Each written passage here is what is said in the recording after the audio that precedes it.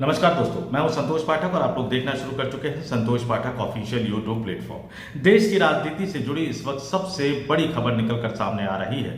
Congress party के पूर्व राष्ट्रीय अध्यक्ष राहुल गांधी, लोकसभा में विपक्ष के नेता राहुल गांधी, लगातार चुनावी धांधली की बात करने वाले राहुल गांधी, चुनाव आयोग की निष्पक्षता और चुनावी प्रक्रिया की पारदर्शिता पर सवाल उठाने वाले राहुल गांधी ने अब नरेंद्र मोदी के प्रधानमंत्री बने रहने पर सवाल उठा दिया।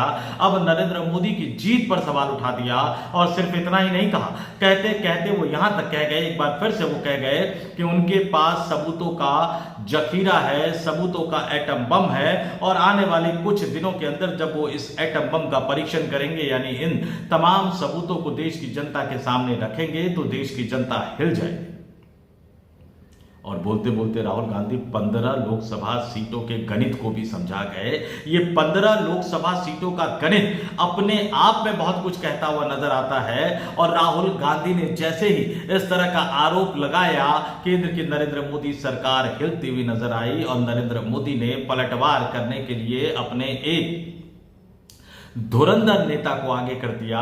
इसको यूं भी कहा जा सकता है कि जब भी नरेंद्र मोदी फंसते हुए नजर आते हैं तो फिर वो ऐसे नेता को आगे करते हैं जिनका अपना एक महत्व है और यही वो बताता है कि संकट के समय नरेंद्र मोदी के पास अपने आप को डिफेंड करने के लिए बहुत ज्यादा नेताओं की भरमार नहीं है, क्योंकि जो नेता आमतौर पर वो आगे किया करते हैं, देश की जनता उस पर बहुत ज्यादा भरोसा नहीं करती। तो ये 15 सीटों का गड़बड़ झाला क्या है और ये 15 सीटों की थ्योरी राहुल गांधी कहां से ढूंढ कर निकाल कर सामने लाए हैं और नरेंद्र मोदी ने अपने कौन से दिग्गज मंत्री को अपने आप को बचाने के लिए आगे किया है, इन तमाम तथ्यों को एक एक करके इस स्टोरी में मैं आपके सामने रखूंगा। लेकिन शुरुआत एक अपील, एक आग्रह के साथ।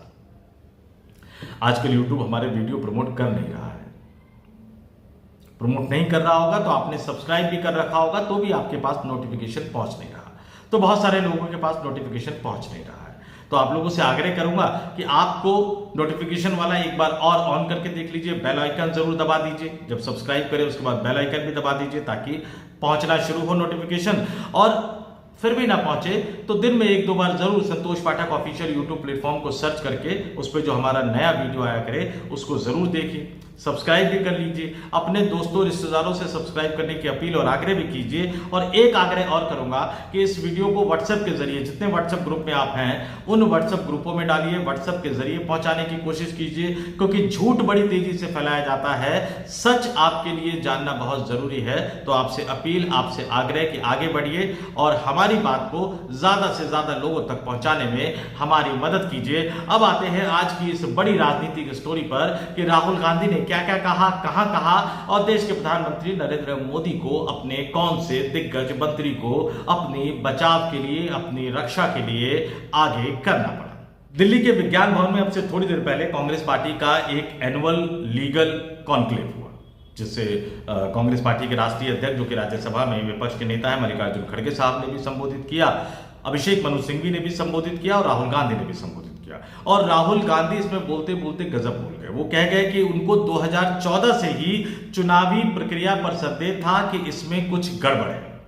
गुजरात में विधानसभा चुनावों में भारतीय जनता पार्टी की लगातार जीत पर भी वो सवाल उठा रहे हैं और 2024 के लोकसभा चुनाव के नतीजों पर सवाल उठाते हुए कहते हैं कि अगर 15 सीटों पर धांधली नहीं हुई होती तो नरेंद्र मोदी देश के प्रधानमंत्री नहीं बन पाते। और शायद आंकड़े भी इसी तरह की कहानी बयां कर रहे हैं।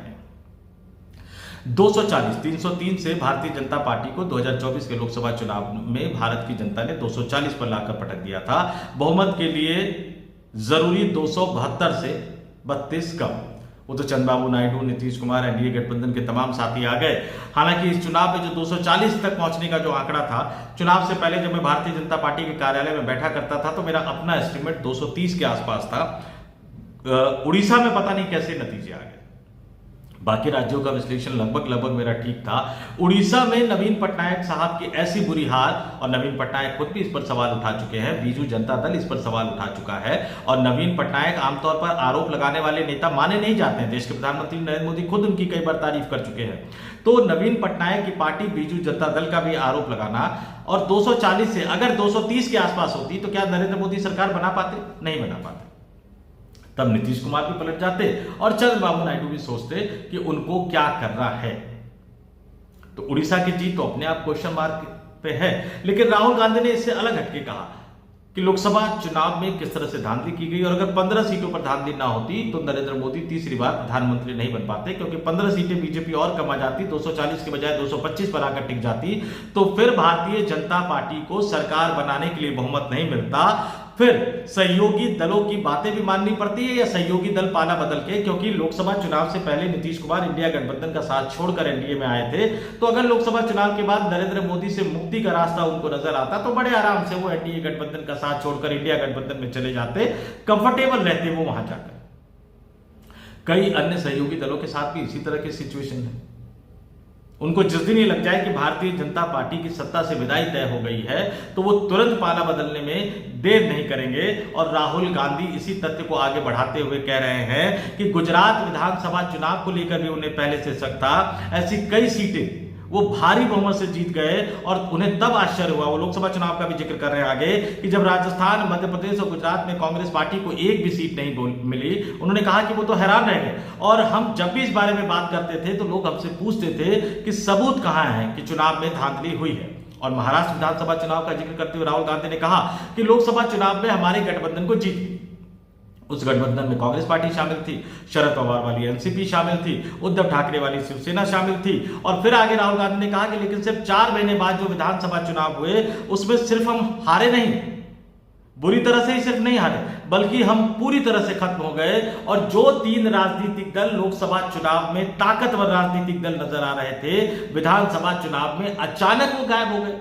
उनकी सारी ताकत जब खत्म हो गई तो कांग्रेस पार्टी ने इसको गंभीरता से लेना शुरू किया। कर्नाटक का भी जिक्र किया और फिर उन्होंने कहा कि जब कांग्रेस पार्टी ने जांच की तो उन्होंने पाया कि महाराष्ट्र में लोकसभा और विधानसभा चुनाव के बीच में 1 करोड़ नए मतदाता बने हैं और इनमें से ज्यादातर वोट भारतीय जनता पार्टी को गए हैं। और अब वो बिना किसी संदेह के कह सकते हैं कि उनके पास सबूत है और वह सबूत परमाणु बम की तरह है। और इससे पहले 1 अगस्त को कल क्या कहा था राहुल गांधी ने संसद भवन परिसर के अंदर कि वोटों की चोरी, चुनाव में धांधली, इस बात के पूरे पुख्ता सबूत है और ये सबूत परमाणु बम की तरह है। जिस दिन उसका परीक्षण करेंगे यानी सबूतों को देश की जनता के सामने रखेंगे, देश में हंगामा मच जाएगा। और चुनाव आयोग के अधिकारियों को भी चेतावनी देते हुए राहुल गांधी ने स्पष्ट तौर पर कहा था कि जो भी चुनाव अधिकारी इस खेल में शामिल है उन्हें छोड़ा नहीं जाएगा।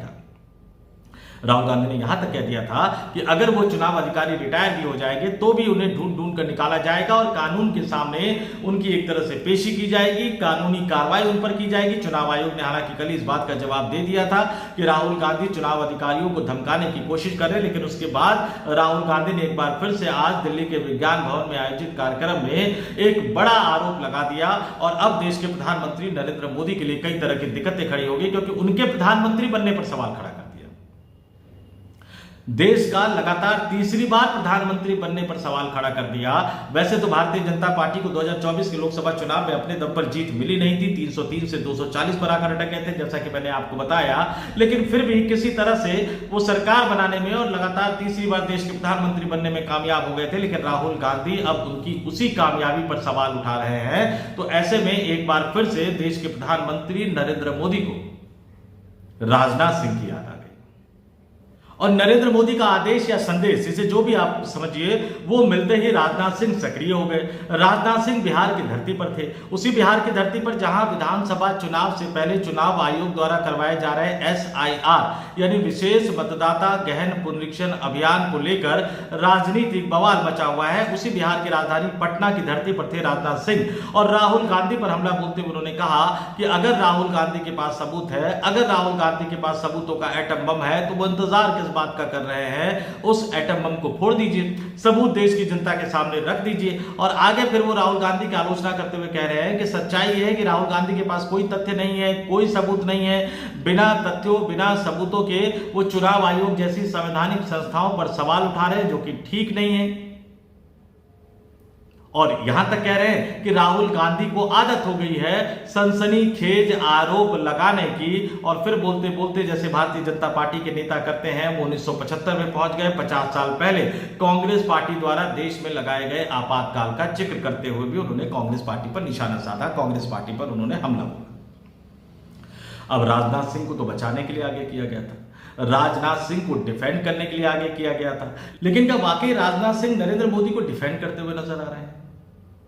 नेता कई बार जो बोलते हैं उस बोलने का पीछे, जैसे एक बोर्ड होता है ना, बोर्ड आपको सामने हो गया, बोर्ड के पीछे आप चले जाएंगे तो कोई और कलर होता है, उसके पीछे की कहानी भी बहुत दिलचस्प होती है। यहां वो राहुल गांधी को चुनौती दे रहे हैं कि भैया सबूत है ना, तो काहे इंतजार कर रहे हो, रख दो देश की जनता के सामने, फोड़ दो सबूतों का आइटम बम। पता नहीं वो कटाक्ष कर रहे हैं, वो समझाने की कोशिश कर रहे हैं, वो अपने नेता देश के प्रधानमंत्री नरेंद्र मोदी का बचाव करने की कोशिश कर रहे हैं, या राहुल गांधी को उकसाते हुए नजर आ रहे हैं कि सबूत है तो रख दो। इससे पहले लोकसभा में ऑपरेशन सिंदूर पर हुई चर्चा में बोलते हुए भी राजनाथ सिंह अपनी ही सरकार की कई पोल खोलते हुए नजर आ रहे थे। तो यहां बिहार की राजधानी पटना की धरती पर पहुंचकर जिस तरह से राजनाथ सिंह कटाक्ष करते हुए राहुल गांधी को उकसाने की कोशिश कर रहे थे, उसको लेकर भी कई तरह के मतलब और मायने निकाले जा रहे हैं। लेकिन एक बात तो तय है, अडानी के बाद राहुल गांधी ने इस मुद्दे को पकड़ लिया है। चुनाव आयोग, चुनावी धांधली, वोटों की चोरी से जुड़ा यह मामला वो छोड़ने को तैयार नहीं है। बीजू जनता दल नवीन पटनायक ओडिशा का मैंने जिक्र किया, लेकिन वो पूरी तरह से लड़ नहीं पाते। समाजवादी पार्टी जब सत्ता में थी, 2014 का लोकसभा चुनाव हुआ था, उत्तर प्रदेश में सत्ता में थी, लेकिन उत्तर प्रदेश के कई जिलों से कई तरह की खबरें निकलकर सामने आई, और लगातार इस देश में कई चुनावी नतीजे ऐसे आ रहे हैं जिन चुनावी नतीजों पर यकीन कर पाना थोड़ा सा मुश्किल होता है, लेकिन वो चुनावी नतीजे आते हैं। महाराष्ट्र में चुनावी नतीजा कैसा आया विधानसभा चुनाव का, निश्चित तौर पर हम और आप सभी जानते हैं। अब जनता बम्पर जीत दे रही है। जो जनता लोकसभा चुनाव में सबक सिखा रही है, वो विधानसभा चुनाव में बम्पर जीत दे रही है। ये जो तर्क है ये किसी के गले पे नहीं उतरता, और राहुल गांधी इसी तर्क को सामने रखने की कोशिश कर रहे हैं। और जैसा कि वो दावा कर रहे हैं, अगर कांग्रेस पार्टी ने इसमें रिसर्च किया होगा और अगर कांग्रेस पार्टी के पास कोई तथ्य और सबूत होगा और आने वाले दिनों में वो इसे देश की जनता के सामने रखेगी, तो निश्चित तौर पर भारत की चुनावी प्रक्रिया, भारत की लोकतांत्रिक प्रक्रिया पर कई तरह के सवाल उठ जाएंगे। बिहार में विधानसभा चुनाव से पहले करवाए जा रहे SIR अभियान को लेकर सुप्रीम कोर्ट में मामला चल रहा है, और वो सबूत जब सामने आएंगे तो मोदी सरकार के लिए अपना मुंह दिखा पाना संभव नहीं होगा। और मुख्य चुनाव आयुक्त के लिए जो बड़े बड़े दावे कर रहे हैं, सूत्रों के हवाले से खबरें प्लांट करवा रहे हैं, उनके पास भी कुछ कहने के लिए बचेगा नहीं। लेकिन कार्रवाई तो तभी होगी जब कोई कार्रवाई करेगा। चुनावी धांधली, चुनावी प्रक्रिया को लेकर चुनाव आयोग को कार्रवाई करने का अधिकार है, लेकिन राहुल गांधी अगर आरोप जो लगा रहे हैं उन आरोपों में सत्यता है कि चुनाव अधिकारी ही इस खेल में शामिल है, तो चुनाव आयोग कार्रवाई कहां करेगा? सरकार तो पल्ला झाड़ लेगी, जैसे SIR के मुद्दे पे झाड़ रही है कि SIR जो है वो चुनाव आयोग करवा रहा है, संवैधानिक संस्था है, स्वतंत्र संस्था है, सरकार उसमें हस्तक्षेप कैसे कर सकती है? या सरकार चुनाव आयोग के बिहाफ पर देश के संसद के दोनों सदनों में जवाब कैसे दे सकती है? तो जाहिर सी बात है कि एक बार फिर मामला देश की सुप्रीम अदालत में जाएगा, देश के सुप्रीम कोर्ट में जाएगा। और दुर्भाग्य से न्याय की बात करने वाला supreme court with due respect, पूरे सम्मान के साथ मैं कहूंगा कि कई मामलों में सुप्रीम कोर्ट जो तारीख पर तारीख देता हुआ नजर आता है, वो थोड़ा सा अजीब लगता है। SIR अगली तारीख कब की दी गई है? अक्टूबर-नवंबर में विधानसभा का चुनाव होना है। और अब जो सबूत अगर राहुल गांधी लेकर सामने आ पाते हैं, तो उन सबूतों पर भी कितनी तेजी से कार्रवाई होगी। जो सुप्रीम कोर्ट देश के राष्ट्रपति को यह सुझाव देता है कि भाई विधानसभा से पारित कानूनों को इतने समय में अगर आप मंजूरी नहीं दोगे तो वो लागू माने जाएंगे। जो सुप्रीम कोर्ट विधानसभा के स्पीकरों को सुझाव देता है कि विधायकों की अयोग्यता के मामले को आपको कितने दिनों में, कितने महीनों में निपटा देना चाहिए, वही सुप्रीम कोर्ट दुर्भाग्य से अपने ऊपर कोई टाइमलाइन की बंदिश नहीं डालता है कि संविधान और संवैधानिक मुद्दों, देश के लोकतंत्र और लोकतांत्रिक मुद्दों से जुड़ा कोई मामला अगर उनके पास आता है, तो सुप्रीम कोर्ट को उन मुद्दों को, उन मामलों को 1 महीने, 2 महीने, 3 महीने, 6 महीने, कितने महीने में निपटा देना चाहिए, कितने महीने में निपटारा कर देना चाहिए। मुझे लगता है कि वक्त आ गया है कि सुप्रीम कोर्ट को अपने ऊपर भी समय की बंदिश, समय की गाइडलाइन लागू करनी चाहिए। और अगर सुप्रीम कोर्ट स्वेच्छा से ऐसा नहीं करता है, तो इस देश के किसी न किसी सामाजिक संगठन को या किसी बड़े वकील को PIL लेकर सुप्रीम कोर्ट के दरवाजे पर जाकर इस बात की गुहार जरूर लगानी चाहिए। फिलहाल इस दिन का, आज के दिन का एक बड़ा राजनीतिक मुद्दा मैं लेकर आपके सामने आया था, तो इस वीडियो में इतना ही। मुझे यानी संतोष पाठक को दीजिए इजाजत। मैं फिर आपसे आग्रह करूंगा कि हमारे वीडियो आपको ढूंढ ढूंढ कर देखने पड़ेंगे। संतोष पाठक ऑफिशियल यूट्यूब प्लेटफॉर्म पर रोजाना जरूर आ जाया कीजिए, वीडियो देखिए, और वीडियो अगर देखें तो लाइक कर दिया कीजिए। कमेंट कर देंगे तो ज्यादा बेहतर होगा।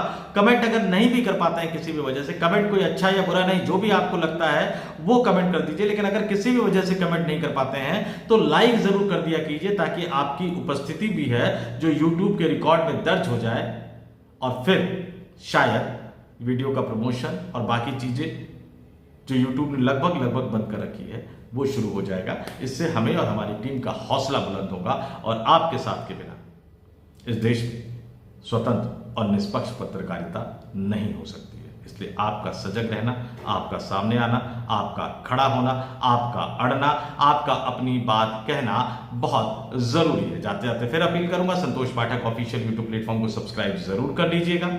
अपने दोस्तों, अपने रिश्तेदारों से भी इसे सब्सक्राइब करने का आग्रह कीजिएगा। अब मुझे यानी संतोष पाठक को दीजिए इजाजत। इस वीडियो में इतना ही।